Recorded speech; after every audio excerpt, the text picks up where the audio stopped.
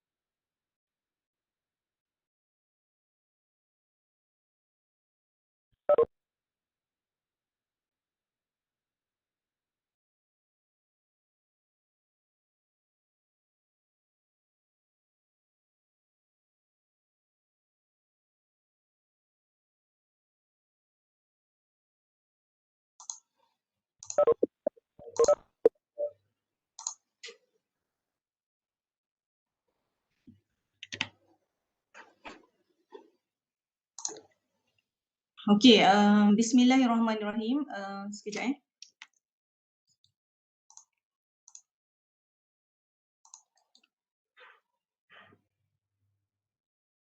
Okey.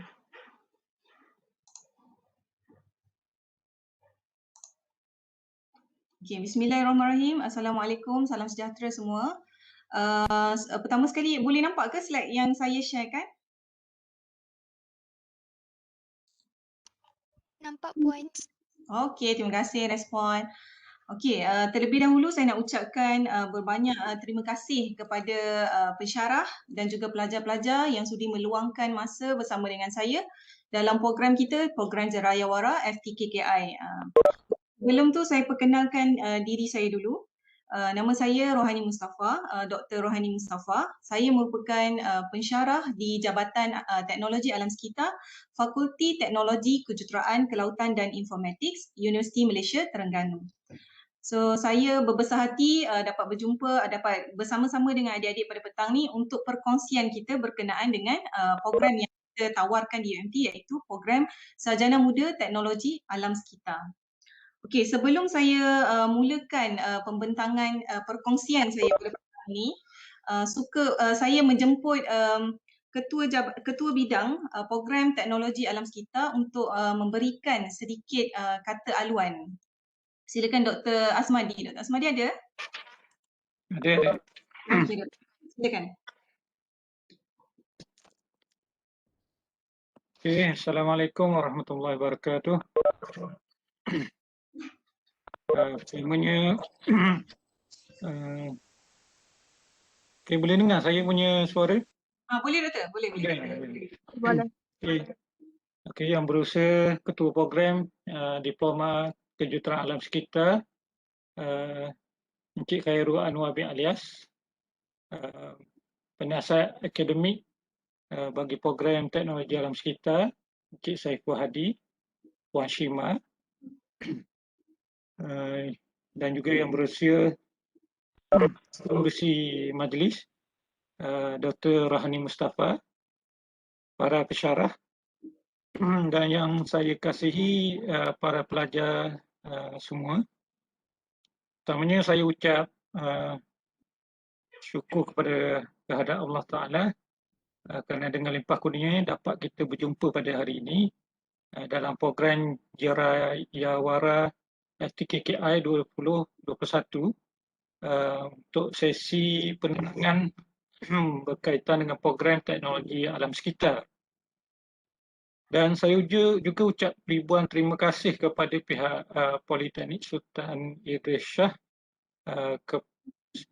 terutama kepada pihak pengurusan bahagian kejuruteraan alam sekitar kerana memberi peluang dan ruang kepada kita untuk berkongsi program Jeraya Wara ini.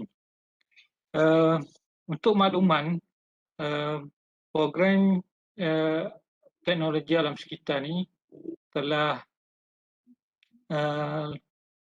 ditawarkan sejak tahun 2000 lagi. Tahun 2000. Mungkin pelajar-pelajar yang ada sekarang ni dah lahir ke belum? Tahun 2000? Belum lagi. Yang mungkin dah ada, mungkin yang belum. Jadi program ni ditawarkan pada tahun 2000 lagi. Okey. So pada awalnya program ni adalah program 3 tahun. Okey, 3 tahun. Tetapi selepas pelajar batch yang pertama telah tamat dan mengikut keperluan MQA, kita perlu buat semakan, dan apabila semakan telah dibuat, MQA menetapkan program teknologi hendaklah 4 tahun. Jadi bermula tahun 2007, kita telah beralih kepada program 4 tahun sehinggalah sekarang. Jadi program ini telah melahirkan seramai 1,160 orang pelajar ataupun teknologis dalam bidang alam sekitar. Itu 1,160 orang sehingga ke hari ini, ke masa ini. Jadi telah berada di pasaran sejak tahun 2003 sehinggalah 2021. Graduan daripada program ini telah berada di pasaran kerja sama ada di dalam negara ataupun di luar negara. Jadi dan mereka bekerja di bidang mengikut bidang yang ditawarkan oleh teknologi alam sekitar, sama ada di bidang water ataupun wastewater, bidang udara, air, ataupun solid waste management, ataupun dalam bidang safety and health, ataupun dalam bidang management. Management berkaitan dengan environmental management. Dan ada setengah daripada pelajar juga telah membuka company sendiri dan menyumbang bakti kepada negara, dan pada masa sama mereka sebagai alumni membantu program untuk memberi input kepada penambahbaikan program dan juga kepada career junior ataupun adik-adik mereka di sini. Jadi program ini adalah program yang established dan telah mendapat pengiktirafan daripada Malaysian Board of Technologies, di mana para pelajar yang bergraduat daripada program ini boleh menjadi professional technologies apabila mereka berdaftar dengan MBOT. Okay. Jadi sebenarnya hubungan antara program teknologi alam sekitar di UMT ini telah lama menjalin hubungan dengan diploma kejuruteraan alam sekitar di Politeknik Sultan Idris Shah, di mana pensyarah kita Profesor IR Engineer Dr. Ahmad Yusof menjadi penasihat kepada pembangunan program bagi diploma kejuruteraan alam sekitar di SIS. Jadi hubungan yang lama itu telah memberi ruang kepada pelajar daripada SIS untuk melanjutkan pelajaran di program teknologi alam sekitar, di mana setiap batch mesti ada paling kurang pun 2 orang dan lebih daripada diploma kejuruteraan alam sekitar melanjutkan pelajaran di UMT dalam bidang teknologi alam sekitar. Dan apa yang menariknya dan untungnya, program 4 tahun boleh dipendekkan menjadi 3 tahun dengan adanya transfer kredit, di mana subjek-subjek daripada diploma teknologi kejuruteraan alam sekitar diberi pengiktirafan untuk ditransfer kredit ke program teknologi alam sekitar. Biasanya pelajar diploma boleh menghabiskan hanya dalam masa 3 tahun untuk bergraduat, dan ramai pelajar daripada SIS boleh melakukan demikian. Dalam masa 3 tahun mereka sudah berada di pasaran kerja dan menjadi teknologis dalam bidang alam sekitar. Jadi saya tak mahu berucap panjang, itu adalah senario hubungan di antara Politeknik Sultan Idris Shah dalam bidang diploma kejuruteraan alam sekitar dengan program teknologi alam sekitar, sarjana muda teknologi alam sekitar di UMT. Dan saya difahamkan ada satu tantangan kerjasama antara SIS dengan FTKKI berkaitan bidang alam sekitar ini, di mana para pelajar boleh menjalani latihan industri di sini, dan juga pensyarah boleh juga memohon untuk pengembangan bakat sama ada master ataupun PhD, dan serta jalinan kerjasama CSR, penyelidikan dan apa-apa yang berkaitan boleh digambling bersama. Okay. Semoga ia memberikan manfaat dan hasil yang baik kepada kedua-dua belah pihak. Okey, untuk jadi saya serahkan kepada pengerusi untuk Jerayawara seterusnya. Mungkin ada sepatah dua kata daripada ketua program DAS, Encik Khairul. Mungkin sepatah dua kata. Terima kasih. Assalamualaikum. Senang. Okey, Assalamualaikum warahmatullahi wabarakatuh dan selamat petang. Yang saya hormati Dr. Asmadi Ali selaku Ketua Jabatan bagi Fakulti Teknologi Kejuruteraan Kelautan dan Informatik UMT. Seterusnya Dr. Rohani binti Mustafa selaku untuk taklimat untuk sesi program Jayawara untuk UMP lah. So jadi apa yang diperkatakan oleh sebentar tadi itu berkenaan dengan program DAS ni, saya terangkan serba sedikit lah tentang sejarah untuk program diploma kejuruteraan alam sekitar ni. Jadi untuk program DAS ni kita sebenarnya adalah satunya politeknik yang berada di Malaysia lah yang menawarkan program DAS. Jadi program DAS ni kiranya agak unik jugalah.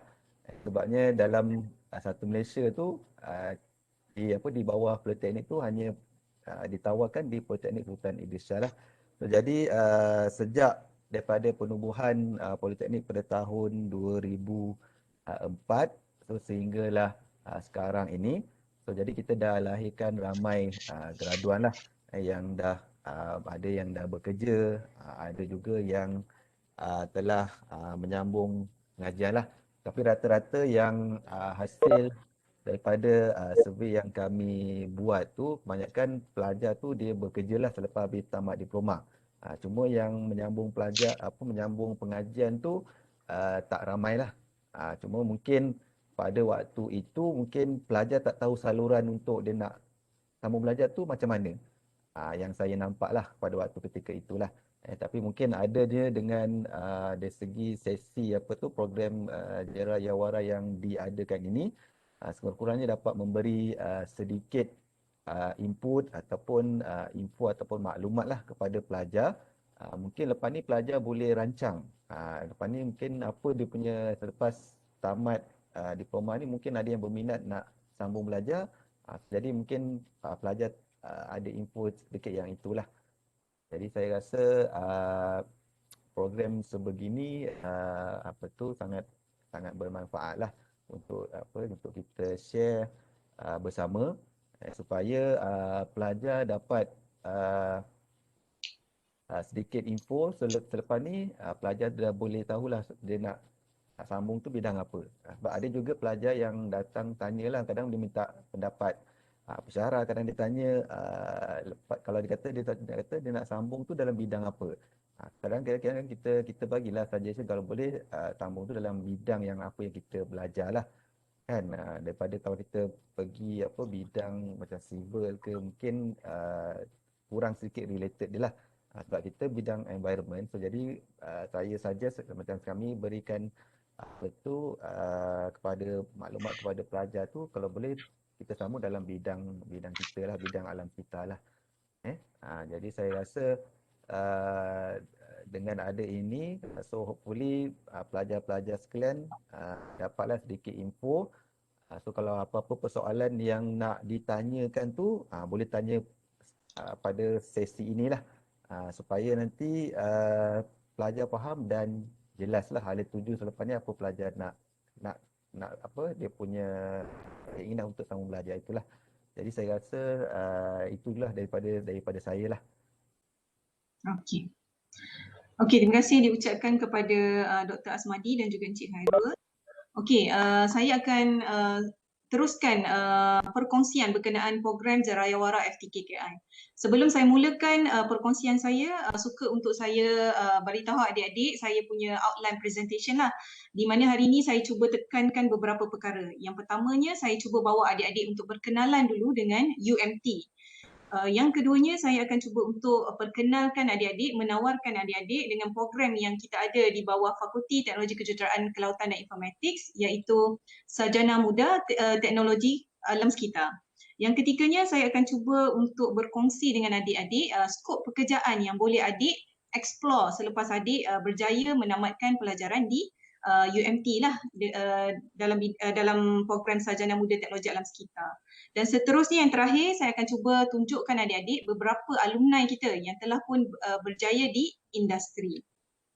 Okey, ini adalah slide perkenalan dulu, perkenalan kita kepada UMT. So mungkin ada di antara adik-adik yang belum pernah sampai ke UMT, ataupun ada orang Terengganu dekat dekat sini, ada orang Terengganu? Ada. Pernah masuk UMT? Pernah masuk tak dalam kampus UMT tu? Pernah tengok je. Okey, pernah lalu lah kat luar kan? Okey, hari ni adik-adik betul. Sebab saya akan bawa adik-adik untuk adik-adik tengok sendiri apa yang kita ada di dalam kampus. Sebab orang tua tu kata kalau tak kenal maka tak cinta kan? So hari ni adik-adik kena berkenalan dulu dengan UMT. Okey, bila kita sebut je UMT, Universiti Malaysia Terengganu, adik-adik dah tahu yang universiti kita terletak di negeri Terengganu. So kalau kata saya percaya ramai yang belum pernah sampai ke UMT. Kalau ada orang Terengganu pun mungkin dia lalu je kat luar, tak pernah masuk. So saya ada sediakan satu video lah, video korporat UMT yang mana adik-adik boleh lihat sendiri apa fasiliti yang ada di dalam kampus kita, apa yang menarik dalam kampus kita, apa penyelidikan yang kita ada. So adik-adik boleh tengok dulu video ni. Sekejap.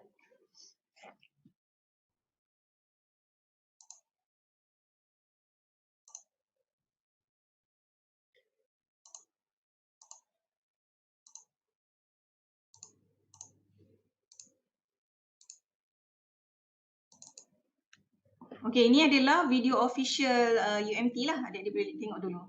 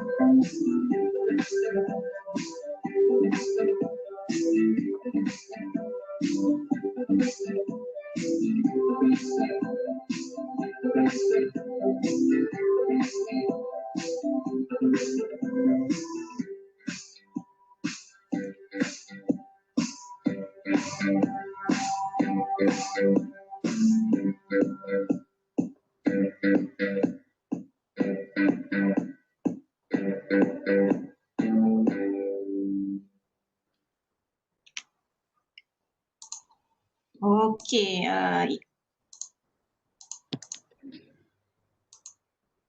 okey, itu adalah sekilas sekilas lalulah berkenaan dengan kampus kita UMT. So bila adik-adik tengok ni, apa yang adik fikir tentang UMT? Adakah adik dah mula tertarik tak dengan UMT ni? Sekilas pandang kan, manalah tahu ada yang tengok video je dah jatuh cinta kan. Okey, untuk perkongsian hari ni, untuk perkongsian hari ini, saya akan cuba untuk bawa adik-adik untuk tahu lebih lanjut berkenaan dengan kita punya program lah, yang ini Sarjana Teknologi Alam Sekitar. So saya kira adik-adik yang hadir pada petang ni adalah sangat beruntung lah, sebab adik-adik akan dapat ilmu berkenaan dengan apa? Berkenaan dengan future planning adik-adik. Okey, apa perancangan adik-adik selepas adik-adik tamat mendapatkan diploma dalam kejuruteraan alam sekitar. So okey. Okey, adik-adik adalah merupakan pelajar-pelajar pada semester 4, semester 5, ada yang juga telah pun tamat dan berada di latihan industri, ada yang alumni. So katalah adik ni adalah bukan pelajar tahun akhir diploma kejuruteraan teknologi kejuruteraan alam sekitar. So apakah perancangan adik-adik selepas tamat mendapatkan diploma tu? So biasanya ada dua pilihan lah. Kalau biasanya dah ada diploma, so dia ada dua pilihan. Sama ada dia bekerja, terus bekerja, ataupun dia memilih untuk melanjutkan kepada ijazah pertama. So dekat sini ada kelebihan, ada pro and cons lah bagi saya. So kalau dia seseorang tu memilih untuk terus bekerja, bagi saya ilmu dia terhad setakat itu sahajalah, berbanding jika dia memilih untuk melanjutkan pelajaran ke ijazah pertama. Maknanya dia dah meningkatkan lagi ilmu dia. Dia dah cuba menambahkan ilmu dia, dengan erti kata lain, bahasa lebih mudah, daripada sedikit dia kembangkan ilmu dia menjadi lebih banyak. So bila dia kembangkan ilmu dia tu secara tak langsung, lebih banyak lagi peluang-peluang pekerjaan yang boleh diceburi. So andai kata adik-adik berminat untuk menyambung pelajaran, kami UMT ada menawarkan program yang related dengan diploma yang adik telah pun ambil di Politeknik. Okey, iaitu program kami adalah Sarjana Muda Teknologi Alam Sekitar. So macam mana caranya untuk sekiranya adik berminat untuk menyambung pelajaran di UMT, adik bolehlah memohon melalui UPU lah, sistem UPU. Itu pilihan cara yang paling utama yang adik kena buat. Contohnya dah berminat ni nak masuk UMT, dah berkenan dengan program juga. So macam mana cara dia? Adik kena apply melalui UPU. So ada soalan tadi daripada Encik Khairul tanya, ada tak ambilan terus? So ambilan terus ni bergantung kepada keperluan. So tapi kami prefer untuk para pelajar untuk apply dulu melalui UPU. Ambilan terus ni adalah bergantung kepada keperluan. So itulah. So sedikit gambaran berkenaan dengan kampus kami. Kalau adik tengok slide ni, adik boleh nampak bahawa kampus kami betul-betul terletak di pesisir pantai, sangat dekat. Okey. Jadi environment sekitar UMT ni adalah sangat cantik lah, bila dia tepi laut sangat cantik. So selain daripada tu, UMT juga terletak berhampiran dengan pusat bandar. So kita hampir je dengan pusat bandar. Kita juga berhampiran dengan airport. So daripada kampus UMT ni nak pergi airport, dia hanyalah mengambil masa 5 hingga 10 minit saja. Sangat dekat. Okey, selain daripada tu, UMT juga berhampiran dengan pusat pelancongan. Contohnya kita ada beberapa pulau. Pulau Lang Tengah, Pulau Perhentian, Pulau Redang, Pulau Tenggol dan bermacam-macam lagi lah. Kita juga berhampiran dengan tourism punya spot lah, yang di Pasar Payang. Selain daripada tu, negeri Terengganu sendiri dia ada tarikan pelancongan dia sendiri, iaitu ada Latar Tembakar, kita ada La Hot Spring, Tasik Kenyir, Sungai Ceralak dan sebagainya lah. Okey, kalau adik lihat di sebelah kanan, tengah ni, di tengah ni adalah gambaran atas kampus UMT itu sendiri. Jadi kalau adik tengok gambaran tengah ni, ini adalah chancellery kita. Yang tengah ni adalah chancellery. Yang belakang ini adalah Dewan kita, Dewan Sultan Mizan. Kita juga ada library, library Sultanah Zahirah. Kita ada masjid di sini, di belakang sana kita ada asrama di belakang sini. So kampus kita FTKKI, kampus kita berada di belakang yang mana dia berhampiran dengan laut. So bagi saya beruntunglah adik-adik yang memilih untuk menyambung pengajian di UMT kerana kita betul-betul berhampiran dengan laut. So dia ada contohnya kalau stres-stres tu petang-petang kita boleh pergi laut, jalan kaki je, jalan kaki. So adik boleh jogging, boleh beriadah. So itu satu kelebihan UMT sebab dia terletak betul-betul di tepi laut. So adik tengok di sebelah sini, di sini ini adalah kita punya library lah, kita punya perpustakaan. Ini adalah pintu masuk UMT. So ini adalah sedikit gambaran lah nak tunjuk yang UMT tu terletak di tepi laut lah. Okey, sedikit sejarah UMT.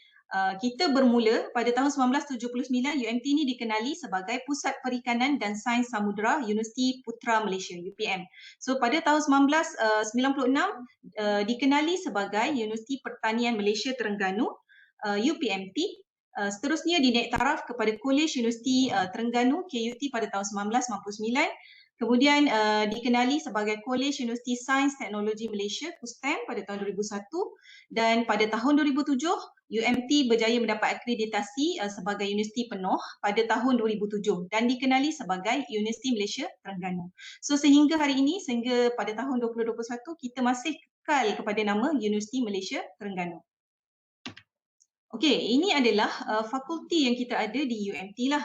So secara keseluruhannya kita ada 5 fakulti dan 1 pusat pendidikan asas dan 1 asasi STEM. So kalau adik lihat di sini Fakulti Teknologi Kejuruteraan Kelautan Informatics, di bawah inilah terletaknya program Sarjana Muda Teknologi Alam Sekitar.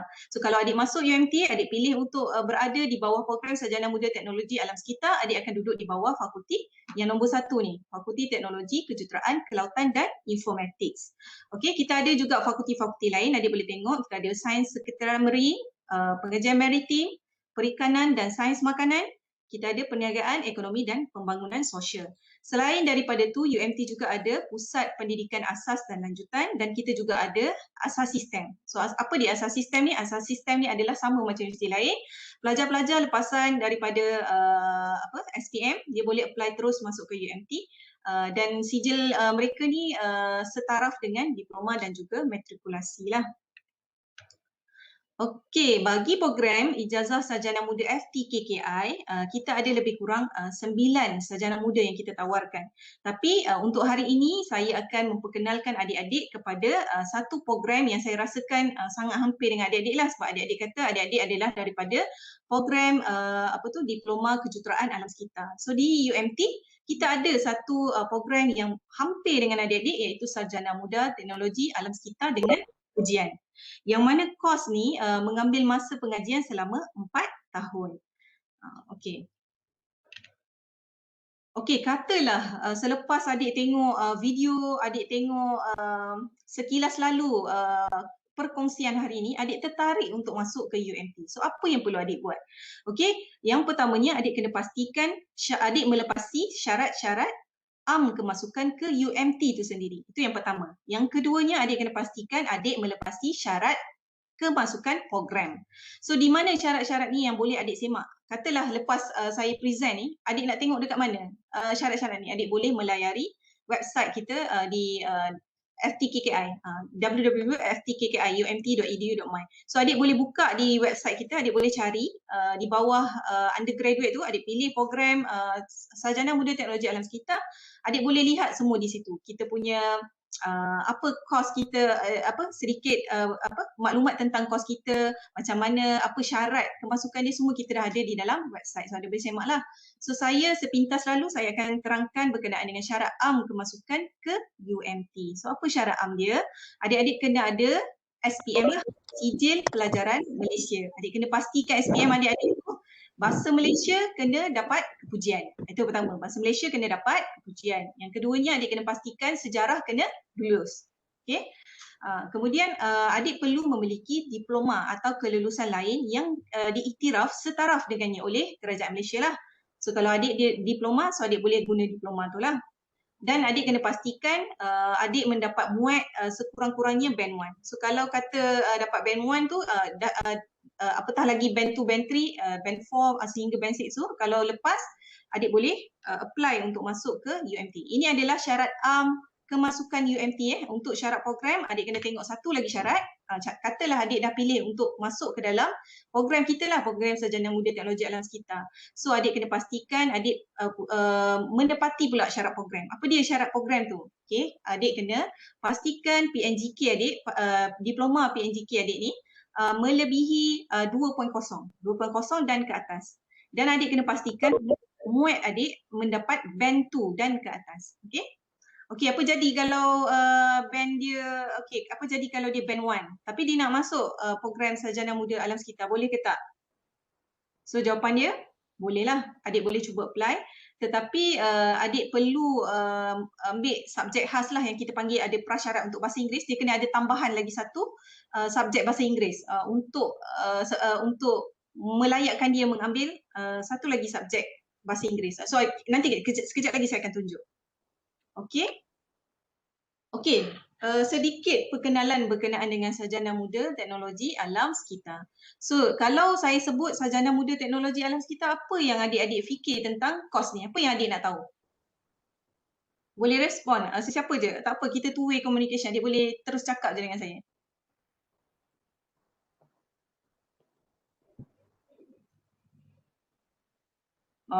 Selalunya bila saya tanya kepada pelajar apa yang diorang nak tahu tentang program kita adalah perkara pertama dia akan tanya dia nak belajar apa, tu yang pertama. Yang keduanya dia akan tanya dia nak kerja apa lepas tu. Betul tak? Yang itu dua persoalan yang biasa para pelajar tanya. So sarjana, bila saya sebut alam sekitar, adik-adik dah familiar sebab adik-adik ni adalah kejuruteraan alam sekitar. So basically alam sekitar kita tahu dia apa yang dia belajar adalah merangkumi 4 komponen asas bumi lah, udara, air, tanah, lepas tu dan juga biosfer lah, hidupan, flora, fauna semua tu kan. So dekat mana teknologi tu? So teknologi adalah teknologi digabung jalin lah dengan alam sekitar bagi tujuan apa? Tujuan menyelesaikan masalah alam sekitar ni, bagi tujuan memelihara dan memelihara alam sekitar. So pengenalan kepada Sarjana Muda Teknologi ni, kos ini menumpukan kepada permasalahan alam sekitar dari segi pencemaran serta mempelajari kaedah-kaedah rawatan. Contohnya kita ada kaedah rawatan air, kaedah rawatan udara, kaedah rawatan, kita ada tanah. Tanah ni ada, kita ada belajar soil physics dan sebagainya. Kita ada sisa pepejal, sisa toksik dan kita juga ada penilaian kesan alam sekitar. Juga pelajar didedahkan dengan pengetahuan tentang zon pantai, pengurusan zon pantai ni, pengurusan gegaran dan bunyi bising, teknologi kita semula pemeliharaan dan pemeliharaan alam sekitar serta polisi undang-undang yang berkaitan dengan alam sekitar. Itu sepintas lalulah pengenalan tentang program kita.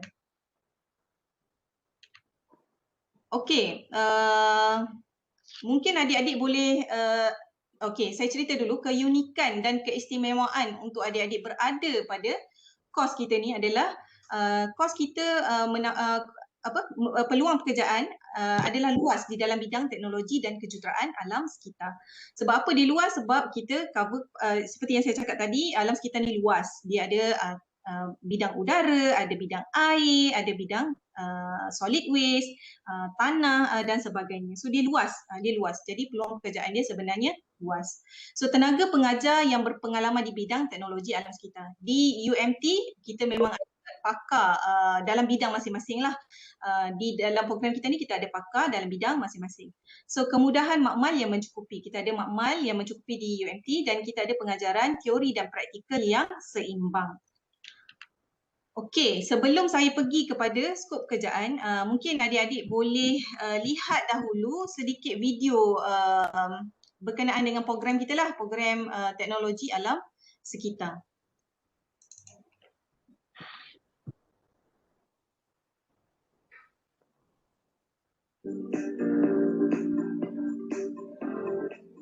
I'm interested in the environmental technology program because it offers extensive knowledge of environmental science and technology in solving environmental issues such as air, water, soil, the environmental. Other than lecture experience, we are also exposed to related subjects such as ecology.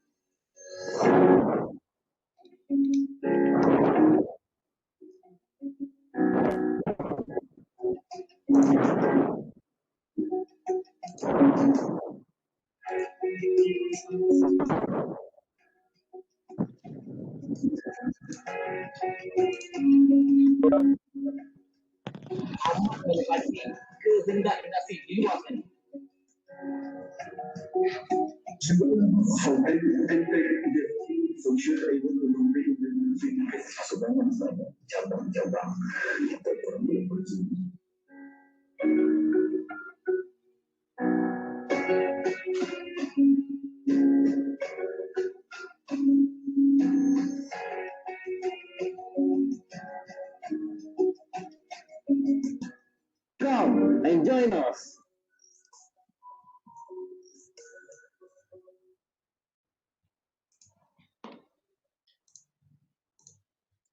Okey, ya, itu sedikit berkenaan dengan video pengenalan lah kepada sarjana muda teknologi alam sekitar. So daripada video tu adik dah tengok beberapa alumni kita yang telah pun berjaya dalam industri lah. So apa dia prospek pekerjaan? Sekiranya adik pilih untuk masuk UMT, adik pilih berada dalam program kita, program sarjana muda teknologi alam sekitar. So apa prospek kerja dia? So basically kita ada lebih kurang 4 pecahan utama lah kepada pekerjaan dia lah. Yang pertama berkaitan dengan teknikal. Kemungkinan adik boleh bekerja sebagai environmental officer. Environmental officer ni terpecah kepada dua lah. Sama ada dalam bidang awam, kerajaan ataupun industri. Okay. Safety and health officer, yang ini pun adik-adik boleh pilih untuk bekerja sebagai safety and health officer. Sebab apa? Sebab di dalam program kita ada satu subjek lah yang kita belajar tentang safety and health ni. So kita menyediakan platform sahaja kepada para pelajar sedikit pengetahuan tentang safety and health. So kalau adik memilih untuk menjadi safety and health officer ni, adik kena ikut saluran dia pula. Selepas adik bergraduate, adik perlu ada syarat dia lah. Adik kena ikuti kursus di bawah NIOSH dan adik kena comply beberapa dia punya syarat lah sebelum adik mendapat Green Book dan bergelar sebagai Safety and Health Officer. Green Book tu adalah satu kad kompeten lah untuk menunjukkan dia kompeten sebagai Safety and Health Officer. So seterusnya adik boleh pilih untuk menjadi Environmental Consultant. Okay, untuk pengetahuan adik-adik, saya adalah merupakan alumni UMT lah. Saya salah satu alumni. Saya merupakan pelajar sarjana muda teknologi alam sekitar pada tahun 2005 hingga 2009. So bila saya bergraduat, saya sempatlah bekerja sebagai environmental consultant. So ini adalah salah satu bidang cabang environmental consultant lah yang boleh adik ceburi. Seterusnya adalah management. Okay, management, environmental protection officer. So adik boleh pilih juga untuk menjadi diplomatic administrative officer. Ini bukan pilihan utamalah, tapi ada alumni kita yang berjaya menjadi PTD, pegawai tadbir diplomatik. So kita ada beberapa alumni yang bekerja sebagai PTD, ataupun adik boleh jadi environmental coordinator. Dari bidang education pula adik boleh jadi university lecturer lah. Yang ini kita ada juga alumni kita yang telah pun berjaya bekerja sebagai pensyarah di mana? Di PSIS sendiri. Di adik punya adik punya college sendiri. So iaitu saya dimaklumkan ada Puan Adibah dan juga Cik Suhaili yang merupakan pensyarah di PSIS. So mereka ni adalah alumni kita, alumni UMT. Tu salah satu contoh lah. University lecturer ni pun ada saya sendiri yang telah pun bekerja sebagai pensyarah di UMT. Kita ada beberapa lagi orang lain alumni kita yang berjaya menjadi pensyarah. Selain daripada tu, adik boleh menjadi researcher. Researcher ni adalah penyelidik lah. School teacher ataupun adik boleh memilih sebagai entrepreneur. So entrepreneur ni sebagai training provider, service provider dan juga environmental consultancy. So katalah tadi Dr. Asmadi ada sebut ada alumni kita yang buka company sendiri. So contohnya dia ada dua pilihan, dia boleh jadi environmental consultant. So environmental consultant ni pun adik kena faham apabila adik keluar daripada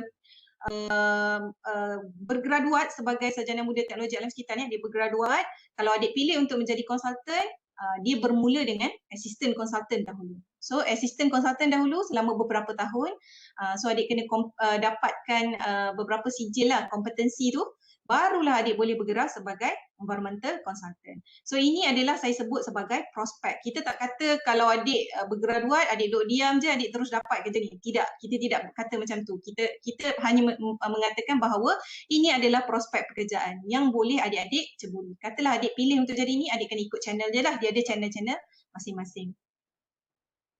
So seterusnya ini adalah anggaran gaji. Okay, anggaran gaji. Contohnya kalau adik pilih untuk menjadi environmental executive, ini berdasarkan data ni kita dapat daripada JobStreet. Okay. Kalau environmental executive, dia punya range gaji adalah di antara 2 hingga 3,000. Kalau kita pilih menjadi environmental control executive, 2 hingga 4,000. Safety health officer, 5 hingga 7,000. Kalau adik tengok safety and health officer ni gaji dia besar. Betul, gaji dia besar. Cuma kalau untuk jadi safety and health ni, saya cadangkan adik-adik untuk baca dululah dia punya macam mana untuk jadi. Dia ada beberapa syarat lah untuk adik jadi tu, ada laluan dia. Kena ambil kursus NIOSH, kena pastikan berapa tahun pengalaman bekerja, dia ada syarat dia lah. Okay, dan majoriti alumni kita ramai yang berada dalam safety and health officer. Okay. Seterusnya Health Safety Environment Officer, HSE Officer. So yang ini adalah lebih kurang 2 hingga 5,000 gaji dia. Safety and Health Officer pun 4 hingga 5,000 dan Environmental Officer 2 hingga 5,000. Ini anggaran saja. Anggaran yang data ni saya dapat daripada JobStreet. So adik-adik boleh nampak sedikit gambaran lah.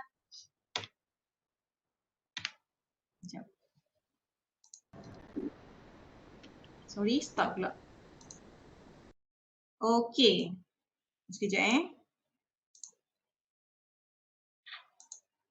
Ini adalah senarai kursus program. Di bawah Sarjana Muda Teknologi Alam Sekitar, ini adalah beberapa subjek yang adik-adik boleh ambil lah. Saya untuk slide ni, saya nak ceritakan bahawa kalau adik tengok di antara subjek-subjek yang ada dalam kursus ni, ini di antaranya saja, ni bukan semua, ni di antaranya. Contohnya adik dah pernah ambil matematik kejuruteraan. Contohlah saya tengok slide ni, saya macam, oh saya dah ada matematik kejuruteraan. Mekanik berdalih pun saya dah ambil masa saya diploma. Prinsip kimia analisis pun saya dah ambil masa diploma. Betul tak? Kalau dah ada, contohnya ini adalah subjek yang wajib adik penuhi kalau adik berada dalam kursus kita lah, Sarjana Muda Teknologi Alam Sekitar. Tapi bila adik tengok, oh ada subjek ni saya dah ambil masa diploma. So adik boleh buat transfer kredit.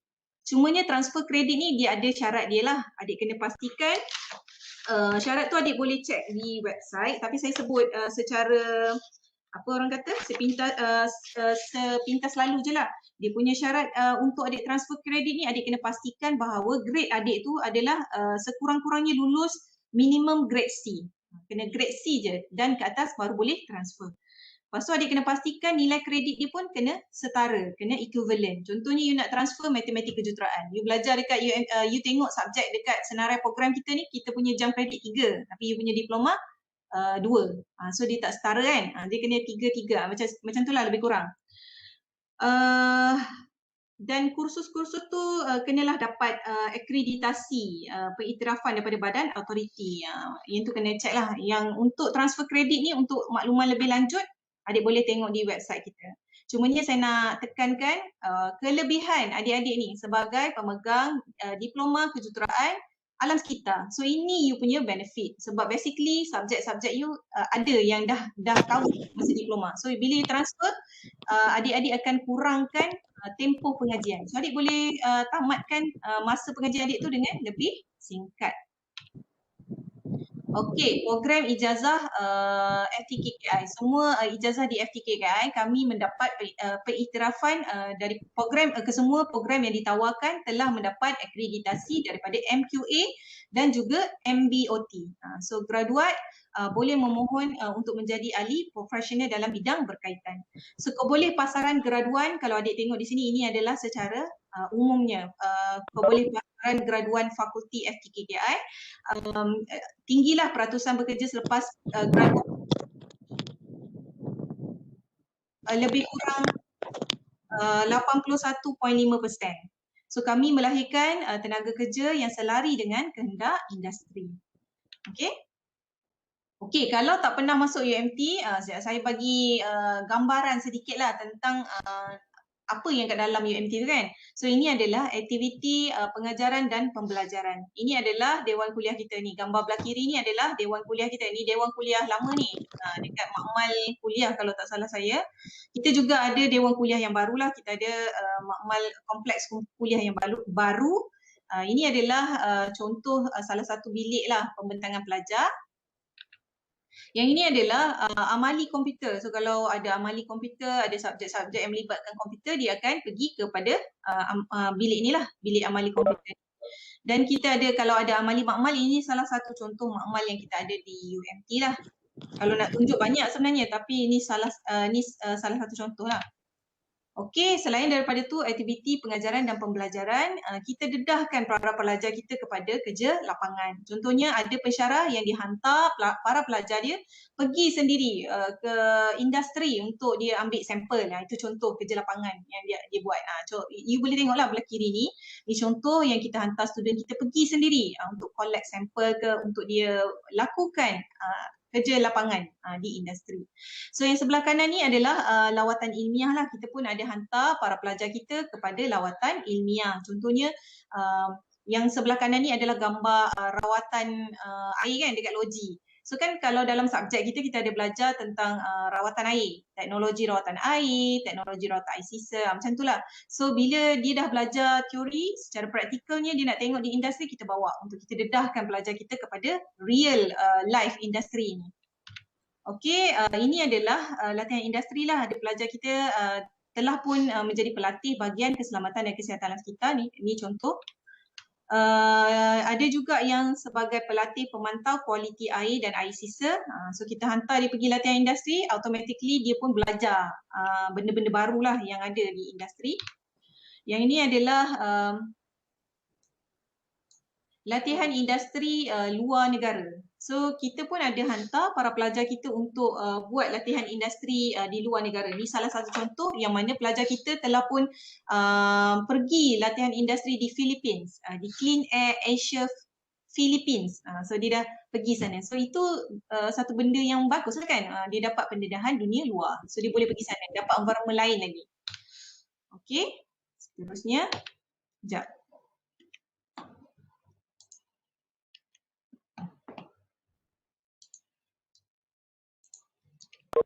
Okey, ini adalah slide ni adalah untuk menunjukkan bahawa UMT tu ada mobility luar negara lah. So dikenali sebagai AIMS, AIMS, iaitu Asian International Mobility for Students. So kita ada AIMS ni, ada mobility student ni. So apa tujuan dia? Tujuan dia adalah untuk menyediakan peluang kepada pelajar UMT untuk melengkapkan pengalaman pendidikan di luar negara. So berapa lama yang biasanya kita hantar para pelajar kita ni adalah selama lebih kurang 1 semester lah, iaitu 24 minggu untuk mendorong dan melatih pelajar ni menjadi duta kecil UMT lah dan juga Malaysia lah secara tak langsung je. Start.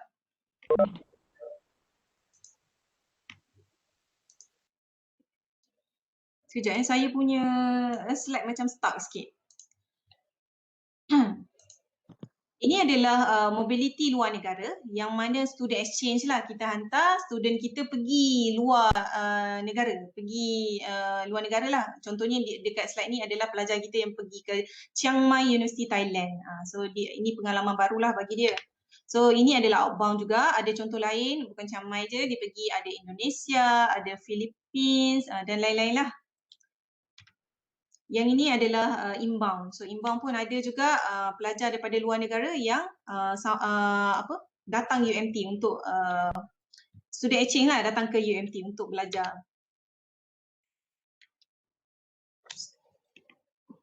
Slide saya start sikit. Okay. Sekejap. Saya rasa slide saya start sikit sekejap. Adik-adik okey ke setakat ni? Masih boleh bersama saya? Okey, Puan. Okey, Puan. Dah petang ni, jangan tidur pula. Sikit lagi. Jangan tidur Tengok dulu. Okey, ini adalah ini adalah seperti yang saya janjikan. Saya nak tunjuk alumni kan supaya adik-adik ni semangat sikit. Bila you tengok alumni, ini adalah pelajar kita. Ni dulu ni adalah senior-senior saya lah ni. Senior, ada junior, ada batch saya juga, ada kawan-kawan saya juga. Saya akan tunjukkan yang mana alumni ni dah berjaya pun di industri. Okey, yang pertama alumni kita ni adalah Encik Syafiq bin Husni. Yang mana Encik Syafiq merupakan alumni pada tahun 2002 hingga 2005 lah.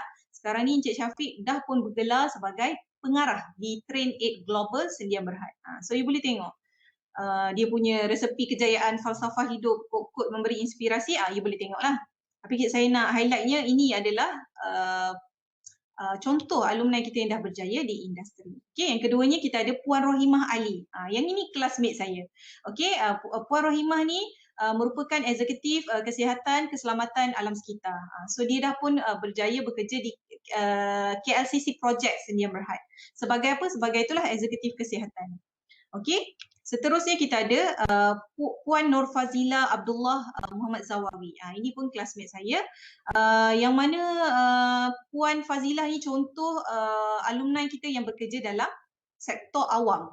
Dia adalah pegawai alam sekitar Jabatan Alam Sekitar Negeri Perak. So dia berjaya masuk dalam sektor awam. Okey.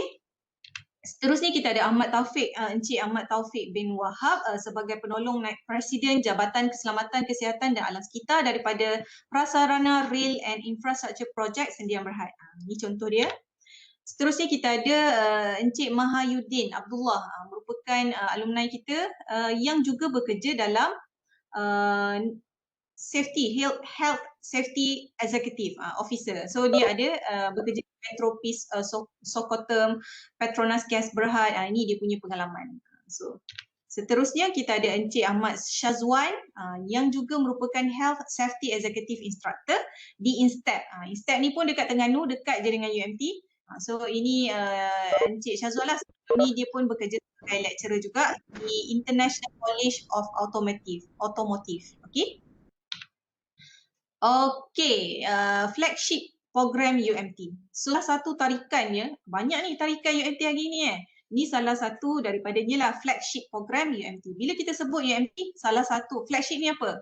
Flagship ni lebih kurang untuk adik-adik senang faham, dia lebih kurang simbolik lah, simbolik program UMT. Kalau kita sebut je UMT, inilah program yang selalu orang ingat dalam kepala. Even saya sendiri, saya akan ingat program survival laut ni sampai bila-bila. Sebab saya pun macam saya cakap adik-adik, saya merupakan alumni UMT kan. So saya pada first year, saya terlibat, diwajibkan untuk berada dalam program ni. Apa dia? Program survival laut dan penghayatan warisan. Merupakan program khusus untuk semua pelajar UMT. Khususnya kepada siapa? Kepada pelajar tahun 1. Program ini melibatkan pembelajaran dalam survival laut dan penerapan cintakan alam sekitar. Program ini biasanya dilakukan di stesen pendidikan UMT Pulau Bidung.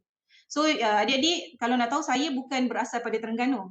Saya berasal pada Johor. So saya tak pernah sampai Terengganu, apatah lagi pulau. So bila saya dapat UMT, saya secara automatiknya saya ada satu pengalaman untuk pergi ke pulau. Sebab ni adalah program wajib kepada pelajar tahun 1.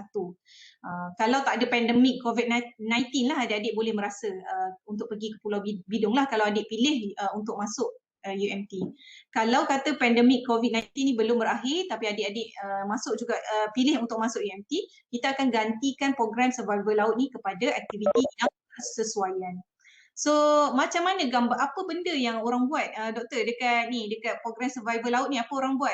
Biasanya kita ada beberapa aktiviti lah yang contohnya snorkeling, kita ada macam jungle trekking, dia ada macam-macam aktiviti which is seronok lah. So adik-adik macam mana nak dapat gambaran tentang survival laut ni, program ni saya akan tunjuk dalam video ni lah, adik-adik boleh tengok. Sekejap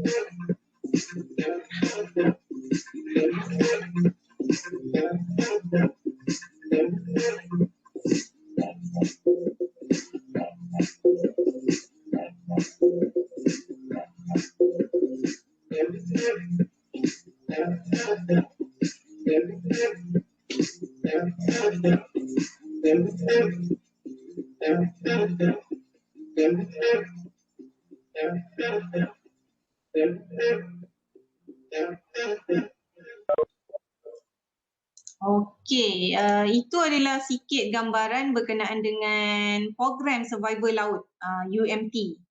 Okey.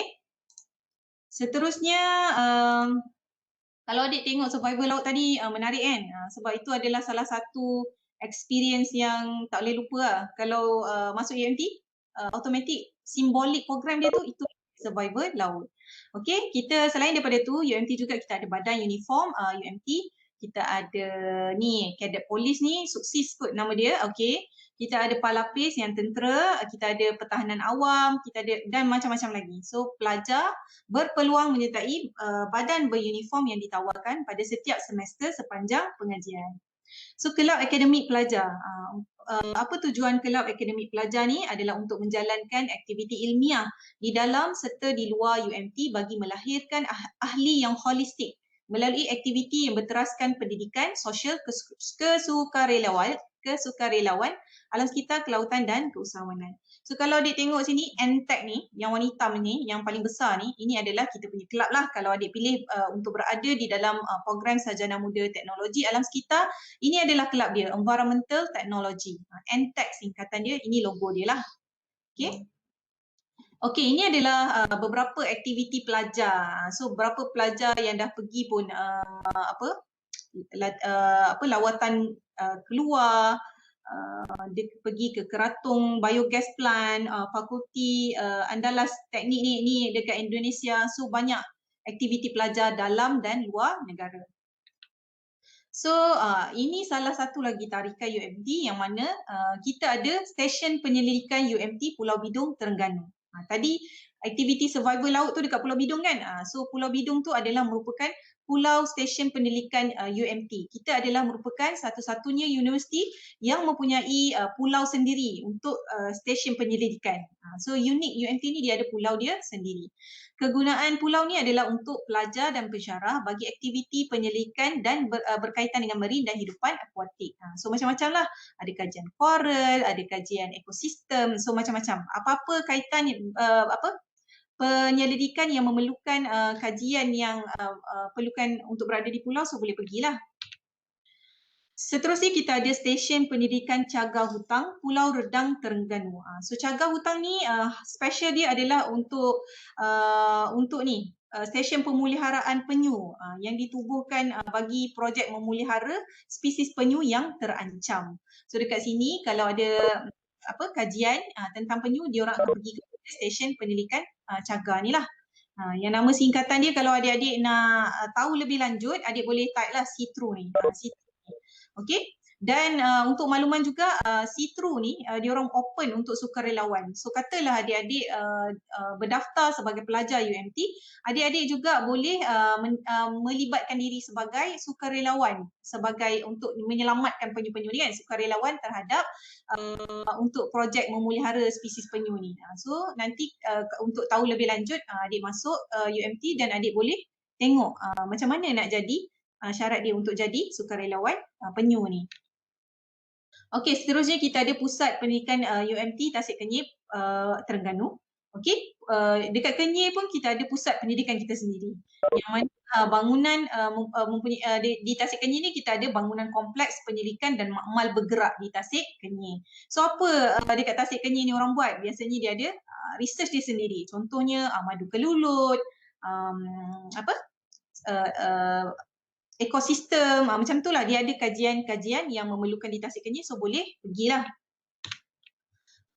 Okey, satu lagi tarikan, banyak ni tarikan. Seterusnya adalah RV Discovery. So apa dia RV Discovery ni? Adalah kapal. So kita UMT merupakan satu-satunya UMT yang ada kapal penyelidikan kita sendiri. So kapal pendidikan ni dipanggil kapal pendidikan RV Discovery. Yang ni untuk apa?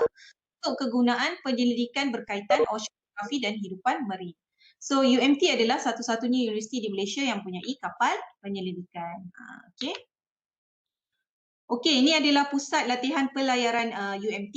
Ini salah satu aktiviti yang boleh adik join lah kalau adik dah masuk UMT, dah jadi pelajar. Adik boleh juga kalau minat aktiviti pelayaran ni, adik boleh join lah. Yang ini ditubuhkan secara rasmi pada Ogos 2019. Dan diorang juga ada menghantar penyertaan lah dalam Royal Langkawi International Regatta ni 2020. So untuk tahu sedikit tentang aktiviti pelayaran ini, saya tunjuk video ni lah, adik boleh tengok sekejap.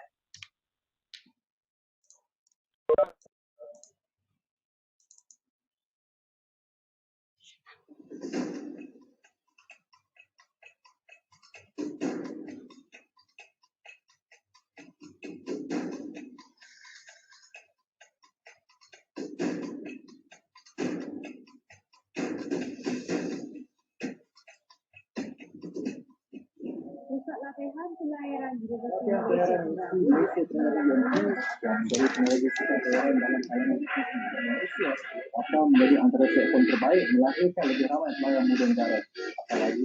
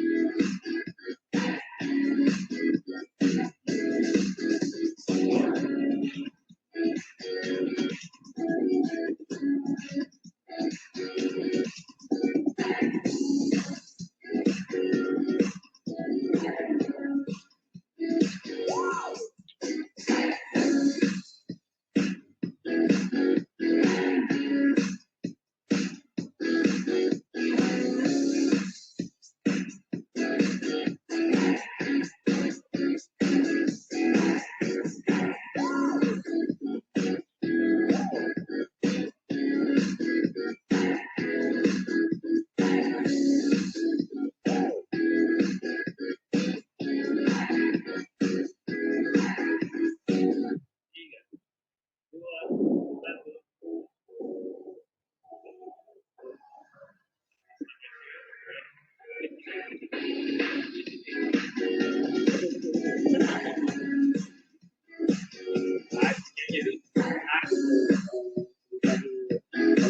menaikkan lebih ramai pelajar muda berbakat di kalangan pelajar. Yang pertama, kami wujudkan sistem pelajaran dan pelajar di awam yang berhadiah dengan pelajaran.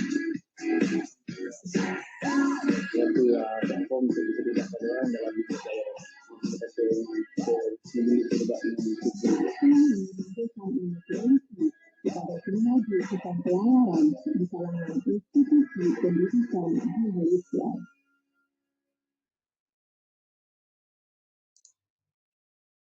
Okey, itu adalah sedikit gambaranlah tentang latihan pelayaran UMT. Okey, seterusnya kita pergi kepada kemudahan asrama. So andai kata adik-adik masuk ke UMT, adik-adik jauh kan, jauh bukan datang daripada negeri Terengganu, duduk jauh. So nak duduk asrama boleh. Tapi kemudahan asrama ni kita tawarkan kepada pelajar tahun 1 untuk semua program pengajian dan pelajar dan asrama ni sangat berdekatan dengan kampus kita. So pelajar-pelajar boleh jalan kaki je.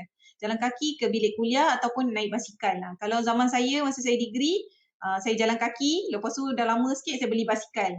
So pelajar tahun 1 kita wajibkan untuk dia duduk dalam kampus. So bila dah senior sikit, bolehlah adik-adik cari rumah sewa yang berdekatan dengan UMT. So ada soalan pelajar yang bertanya, boleh ke dia, saya ni orang Terengganu ni doktor, rumah saya sebelah je UMT, sebelah pagar je, tak boleh ke saya nak duduk rumah? So boleh lah, boleh, tapi adik-adik kena buat permohonan kepada universiti untuk adik duduk luar lah, sebab tahun pertama diwajibkan. Kalau nak duduk luar boleh kita buat permohonan. Okey. Seterusnya ini adalah kemudahan universiti. Kemudahan yang ada di UMT seperti kita ada ni yang boleh tengok sini, kita ada kolam renang ni, kolam renang dan juga ni kita punya stadium ni dekat kompleks kuliah. So kita ada ini kita punya ni lah kompleks kuliah pula, kompleks sukan, minta maaf, kompleks sukan. Yang ini adalah kita punya fakulti FTKKI. Ini gambar depan ni. Kalau adik-adik masuk UMT, inilah adik punya fakulti FTKKI. Ini yang ni ini adalah dewan kuliah baru. Ini yang saya kata dengan adik-adik, ini adalah dewan kuliah baru yang warna biru ni. Okey, selain daripada tu kita ada pusat kesihatan universiti lah, kita ada klinik pusat kesihatan universiti PKU. Seterusnya ini adalah kadar yuran. Okey, kalau adik tengok, kalau adik memilih untuk berada di bawah kos kita Sarjana Muda Teknologi Alam Sekitar dengan kepujian, berapa bayaran dia adalah sebanyak 980. Ini adalah yuran, kadar yuran. Seterusnya, pembiayaan pelajaran. Kalau dah masuk, apakah jenis pembiayaan pelajaran yang boleh adik ambil? Salah satunya adalah PT-PTN lah. Ini yang paling ramai kan, yang ambil PT-PTN. Seterusnya, JPA. JPA ni pun boleh. Yang JPA ni kalau tak salah saya, kena dapat pointer yang bagus lah. Dan adik boleh apply pada tahun kedua. Kalau zaman saya, adik boleh apply lah untuk dapatkan bantuan daripada ni JPA. Jabatan Perkhidmatan Awam. Selain daripada tu, adik boleh dapatkan beasiswa luar. Contohnya beasiswa Bank Rakyat, derma siswa, bantuan yayasan negeri. Contohnya Negeri Pahang lah, Yayasan Negeri Pahang, Yayasan Negeri Terengganu. Adik boleh mohon untuk dapatkan beasiswa telekom dan sebagainya. Okey. Selain daripada tu, adik juga boleh mohon MARA. MARA pun adalah salah satu pilihan lah kalau adik nak mohon untuk bantuan pembiayaan. So kalau nak tanya macam mana saya nak apply ni MARA ni, adik kena tengok website dia lah, dia ada syarat dia. Macam itulah juga JPA dan yang lain-lain. Contohnya beasiswa Bank Rakyat ke, adik kena tengok website dia lah. So kalau adik dah berminat dengan UMT, saya sangat welcoming adik-adik untuk datang dan join untuk jadi pelajar UMT. Cuma pesan saya, sebab ini saya rasa dah hampir kepada slide tamat kan, saya dah di penghujung perkongsian saya.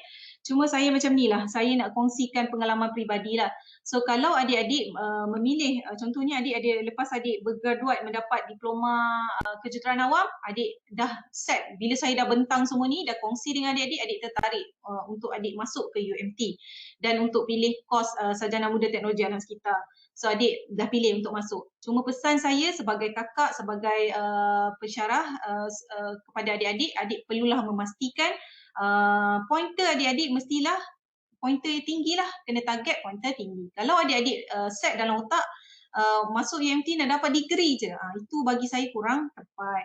So adik-adik kena set betul-betul, adik-adik kena set, saya nak masuk UMT, saya nak tambah ilmu. Itu yang kena set. Saya nak masuk UMT sebab saya nak luaskan lagi ilmu saya nak belajar betul-betul.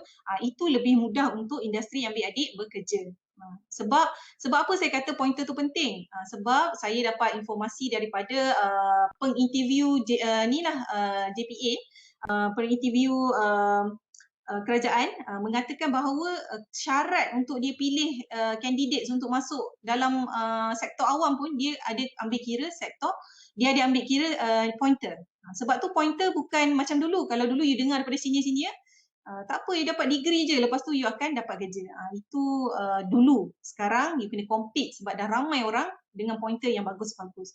So nasihat saya, betulkan niat betul-betul nak masuk belajar, sambung belajar untuk tambah ilmu, belajar betul-betul, target untuk dapat CGPA yang tinggi. Satu, kena betulkan niat. Kalau adik-adik daripada jauh, so saya kira adik beruntung hadir dalam saya punya program Jerayawara pada petang ni, sebab adik-adik dah nampak gambaran UMT tu macam mana. Macam saya cakap saya berasal pada Johor. So dulu saya tak pernah ada pengetahuan tentang UMT. Saya tak tahu UMT tu macam mana. So saya tak pernah keluar daripada negeri Johor, saya tak pernah keluar daripada negeri Melaka sebab saya keluar sekolah di Melaka. So 2 negeri tu je, Selangor, 3 negeri tu je saya pernah berada. So saya bila dapat UMT tu saya agak berat-berat untuk pergi sebab saya rasa macam jauh. Tapi adik-adik beruntung sebab saya dah bagi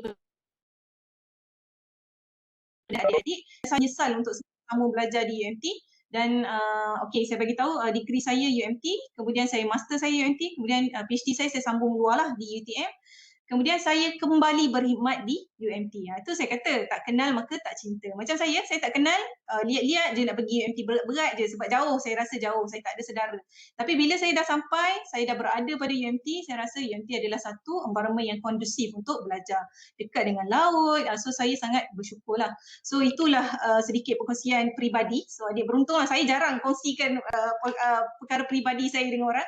So adik beruntung untuk dengar, saya harap perkongsian ini bukan sahaja memberikan ilmu tetapi memberi manfaat dari segi motivasi kepada adik-adik untuk sambung belajar. So andai kata adik berminat untuk sambung ke UMT, adik boleh pergi ke website kita lah untuk tahu lebih lanjut maklumat tentang apa program yang secara detail dia kan, apa syarat kemasukan dia, ada detail lah. Adik kena pergi website kita ni. Lepas tu pilih bawah program Sarjana Muda dalam sekitar. Lepas tu adik boleh tengok semua sekali, ada kursus yang ditawarkan, apa subjek yang yang kena ada dalam program tu, apa syarat dia, semua ada, yuran ke apa benda ke, adik boleh tengok dalam website. So kita pun ada Instagram, jangan lupa like, jangan lupa follow, okey, kita ada YouTube ni. Dan itu sajalah perkongsian saya. Kalau ada apa-apa soalan, saya alu-alukan. Ini kita punya ni lah Ketua Bidang. Ketua Bidang Program Teknologi Alam Sekitar adalah Prof. Madya Dr. Asmadi dan ini adalah saya punya rakan pensyarah Dr. Ali. Okey, itu saja perkongsian dari saya. Kalau adik-adik ada apa-apa yang ingin adik tanya, adik boleh tanya saya. Yang mana boleh saya jawab, saya akan jawab. Kalau yang saya tak dapat jawab, saya akan minta bantuan daripada ketua bidang saya lah untuk clarify dengan adik-adik. So setakat ni adik-adik, apa yang adik nak tahu?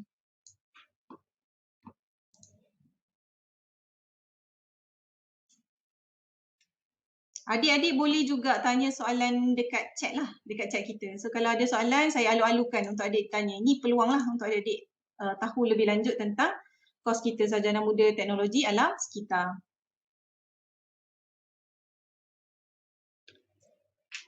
Ada soalan ke? Oh, nampaknya semua orang terdiam dengan perkongsian mungkin baru pertama kali kot dengar pasal UMT ke macam mana ni?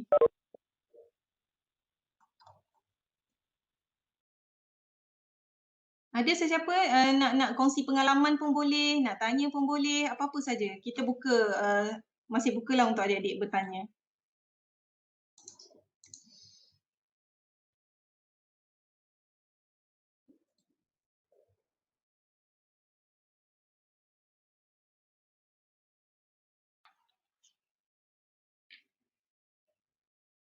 Okey, ada satu soalan daripada chat daripada Imran. Okey. Minta pendapat doktor berkaitan pengajian separa masa PJJ dari segi waktu kelas dan sebagainya. Okey, ada Dr. Asmadi ada bersama kita ke? Dr. Asmadi masih bersama ke atau tak ada? Sekejap. Masih ada. Masih ada doktor. Ada soalan yang daripada Imran ni, dia tanya kalau ada pendapat berkaitan pengajian separa masa PJJ dari segi waktu kelas dan sebagainya lah. Adakah dibenarkan? Buat masa ni kita hanya menawarkan sepenuh masa saja. Buat masa sekarang pengajian secara sepenuh masa. Okey.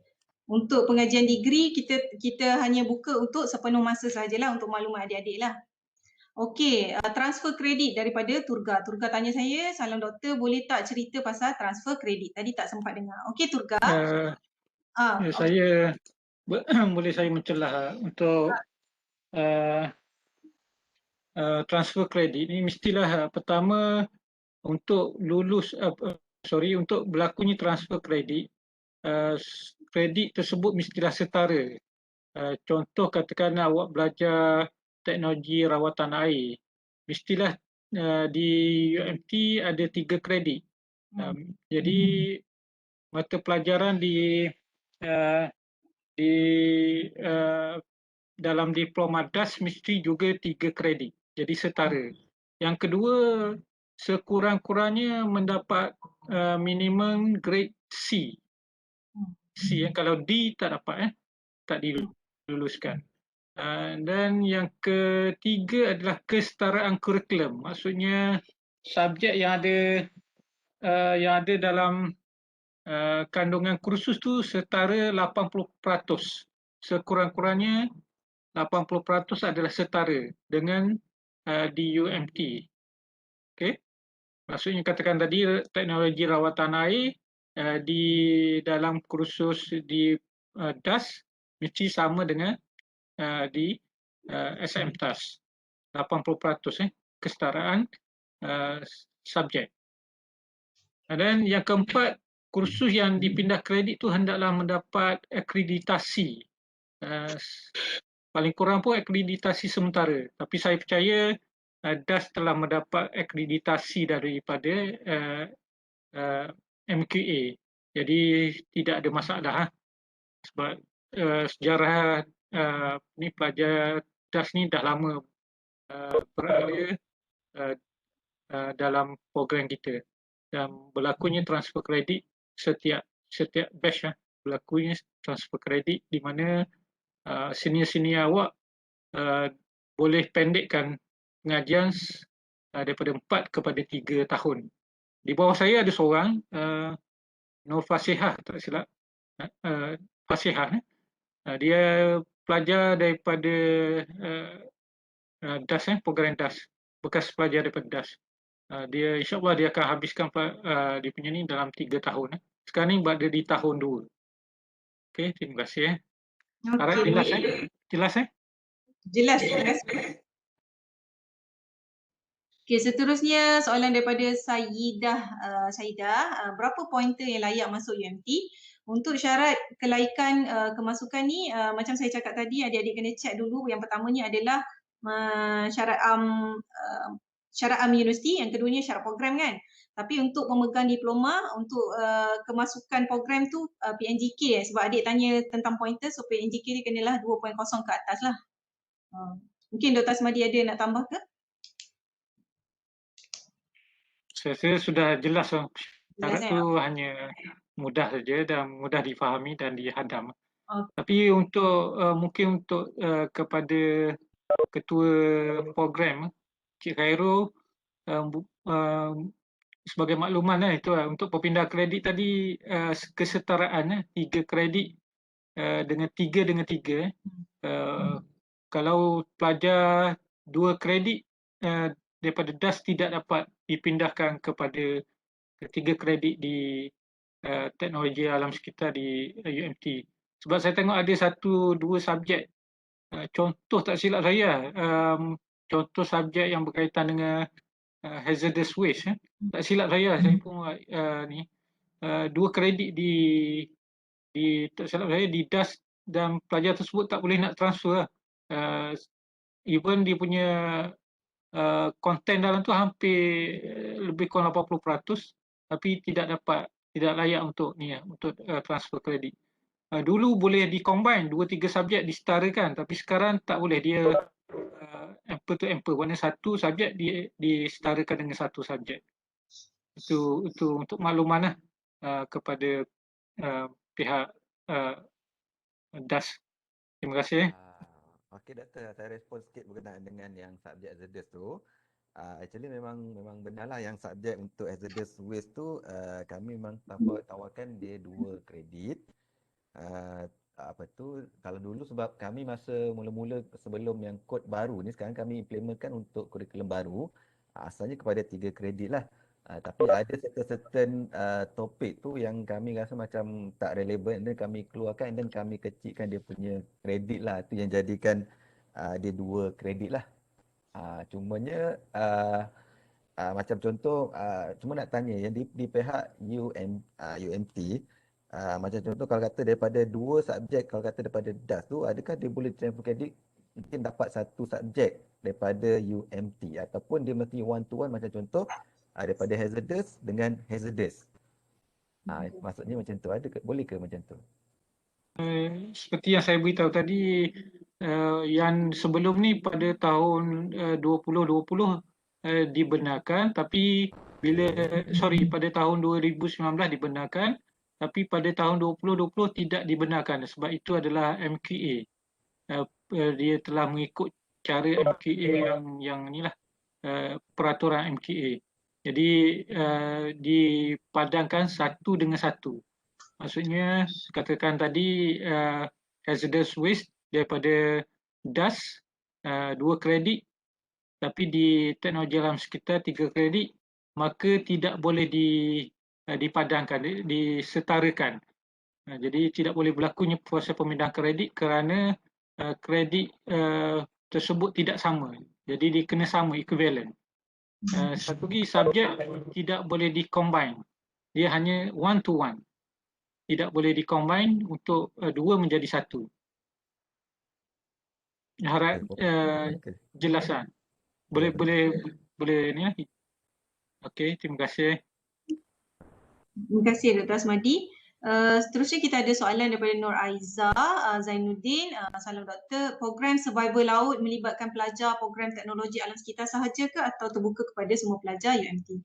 Okey, untuk makluman adik, program survival laut ni kita libatkan semua pelajar. Pelajar yang memilih UMT berpeluang untuk menyertai aktiviti survival laut lah. Tapi macam saya cakap tadi, kita bergantung kepada keadaan. Memandangkan COVID, kita ada pandemik COVID-19, so kalau kata adik masuk nanti, doa-doalah pandemik COVID-19 ni berakhir. Kalau kata dia masih ada, aktiviti survival laut ni kita akan gantikan dengan program-program yang bersesuaian lah. Okey, seterusnya soalan daripada Muhammad Afiq, extend maksimum berapa kali? Mungkin yang ni Dr. Asmadi boleh tolong saya?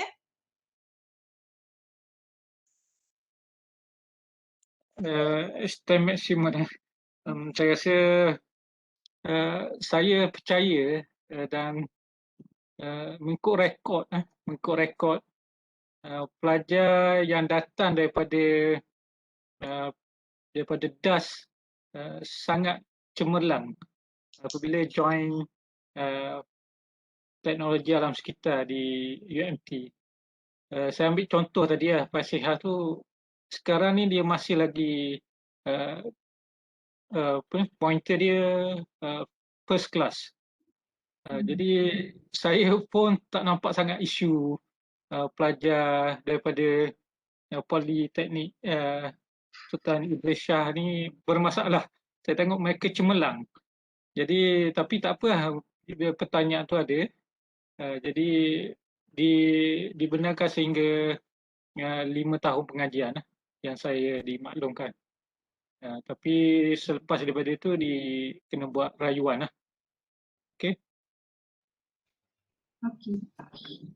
Okey, daripada Muhammad Amza Darwish, co-curriculum kelab apa yang aktif di UMT? Untuk co-curriculum kelab ni semua kelab aktif. So atas pilihan adik-adik. Adik-adik minat apa? Boleh je join. So sepanjang pengajian tu adik boleh pilih lah kelab apa yang adik cenderung. Kalau nak kata yang paling aktif tak aktif tu sama je bagi saya, semua aktif. Okey? Ni Haikal ada bagi tahu dekat Amza ni, dia suruh pilih Palapis. So atas adik lah, adik cenderung kepada mana. Mana yang adik minat, adik boleh je join.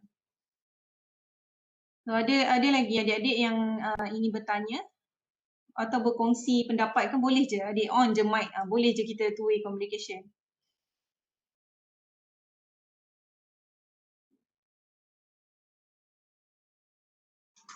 Ada lagi soalan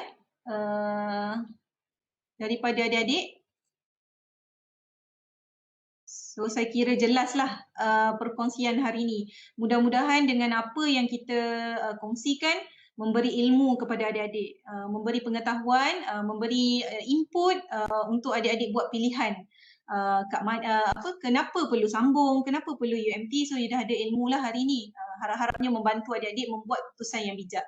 Cumanya macam saya cakap tadi, kelebihan adik-adik sebagai pemegang bakal pemegang diploma kejuruteraan alam sekitar ni adalah kos adik-adik ni berkait rapatlah dengan kita punya kos teknologi alam sekitar.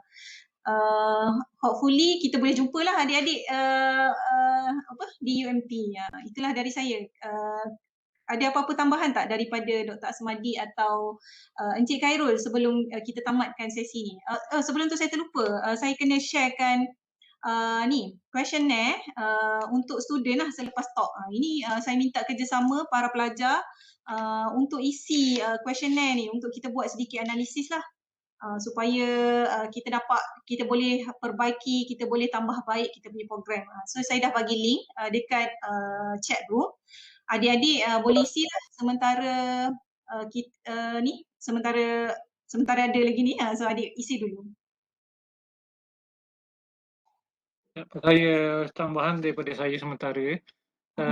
Pertamanya saya ucap terima kasih kepada Cik Khairul sebagai Ketua Jabatan dan juga para pensyarah bidang DAS, kerana saya tengok sepanjang pengamatan saya para pelajar daripada DAS yang sambung di program alam sekitar, mereka sangat bagus dan juga aktif dalam program kita, dan mereka juga dapat menghabiskan ataupun bergraduat mengikut perancangan masing-masing. Ada yang merancang untuk graduat 3 tahun, dia susun jadual dia mengikut 3 tahun, dan jika mereka nak 3 tahun setengah, mereka boleh menyusun jadual mengikut 3 tahun setengah, dan ada yang rasa nak santai, dia nak buat 4 tahun pun boleh bergraduat bersama dengan batch mereka. Tapi yang macam saya kata tadi, mereka tidak mempunyai masalah dari segi pembelajaran, sebab mereka mempunyai asas yang baik di semasa berada di DAS. Jadi saya ucap terima kasih atas kurikulum yang agak baik di diploma kejuruteraan alam sekitar di SIS Politeknik SIS. Yang kedua, saya juga nak maklumkan jika ada pelajar daripada DAS untuk membuat latihan praktikal di sini, kita alu-alukan, boleh mohon kepada saya pun boleh mohon, dan saya akan ajukan kepada pihak yang berkaitan untuk latihan industri jika berminat membuat latihan industri di program teknologi alam sekitar di fakulti kita di UMT. Sebab kita ada beberapa projek penyelidikan atau projek komuniti ataupun projek industri di mana para pelajar boleh terlibat sama untuk membuat sebagai latihan di industri jika dibenarkan oleh pihak DAS, program DAS. Yang lain tu itu je makluman mungkin. Tapi saya tak pasti apa ni latihan industri tu di batch tahun akhir tak silap saya, semester ke-6 lah. Mungkin ya semester berlaku pada bulan berapa saya tak pasti di Politeknik. Mungkin Cik Khairul boleh beri input. Okay, terima kasih. Terima kasih Dr. Asmadi. Daripada Encik Khairul, mungkin Encik Khairul ada apa-apa nak tambah? Okey, Doktor, berkenaan dengan latihan industri itu, actually pelajar akan menjalani latihan industri pada semester 6 lah. Cuma untuk yang currently yang sekarang ini, pelajar dah mula jalani latihan industri bermula 1 Mac awal bulan hari itu. Kalau tak salah, dia akan habis pada penghujung bulan Jun nantilah. Cuma untuk next punya batch yang akan pergi latihan industri itu adalah yang pelajar semester 5 sekarang inilah. So nanti semester 5 ni mungkin akan habis pada bulan Jun nanti. So mereka akan jalani latihan industri itu pada September lah. So kalau mana-mana pelajar yang semester 5 mungkin yang berminat ataupun mungkin yang berada di Terengganu lah, especially sebab normally pelajar ni dia nak buat LI tu selalu dia akan cari tempat LI berdekatan dengan rumah ataupun kampung dia masing-masing lah. Saya percaya mungkin ada pelajar-pelajar daripada semester 5 tu yang berada di Terengganu tu mungkin boleh cuba memohon lah. Dan selalunya untuk permohonan untuk LI ni selalunya pelajar akan cari sendiri, maksudnya dia akan hubungilah syarikat ataupun company yang dia nak pergi tu, and then dia akan unit latihan industri akan keluarkan surat cover letter lah. So daripada Politeknik mengatakan bahawa pelajar daripada Politeknik ingin menjalani latihan di syarikat yang berkenaan. So nanti kita akan tunggu respon daripada syarikat sama ada dia menerima ataupun menolak lah. So jadi berkenaan latihan industri tu saya rasa kalau ada pelajar tu mungkin boleh direct terus lah kepada yang seperti yang tadi Dr. Asmadi kan. So saya rasa itu lebih mudah lah. Cuma dari segi contohnya kalau kata macam praktikal tu ada kota tak berapa, contohnya mungkin UMT ambil mungkin 5 orang ataupun 2 ataupun 3 orang ke, ada limit ke macam tu? Dari segi bilangan untuk pelajar. Setakat ni Cik Khairul tidak ada limit setakat ni. Oh, okey. Sebab macam ni, biasanya pelajar dia tidak berapa berminat untuk menjalani latihan di universiti ataupun pusat-pusat pengajian tinggi. Jadi yang mohon tu tidak ramai lah. Maksudnya satu program tu 1 orang, 2 orang macam tu je lah. Biasanya pelajar berminat untuk bekerja di pihak swasta ataupun kerajaan. Saya faham.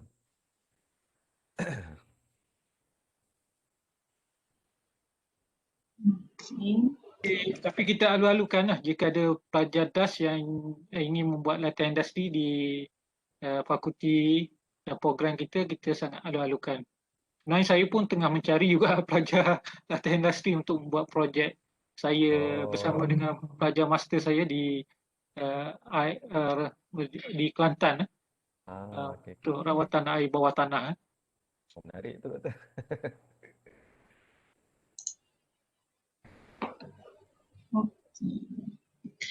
Okey, terima kasihlah kepada Dr. Asmadi dan juga Encik Khairul. So adik-adik pastikan adik-adik dah isilah kita punya feedback form yang kita share dekat chat room ni. Semua okey, terima kasih yang hadir pada hari ini. Apa-apa yang kurang saya mohon maaf. Yang lemah itu datang daripada saya, yang baik itu datang daripada Allah lah. Harap-harap perkongsian ni memberi manfaat kepada adik-adik lah. Terima kasih Encik Khairul atas peluang yang diberikan ni lah untuk saya berkongsi dengan adik-adik yang berada di Politeknik PSIS ni. Terima kasih juga kepada Dr. Asmadi sudi luangkan masa untuk program Jerayawara pada petang ni. So itu saja dari saya. Saya inilah tutup majlis ni. Terima kasih. Assalamualaikum. Terima kasih Doktor. Waalaikumsalam. Terima kasih. Terima kasih, Doktor. Doktor. Sama-sama.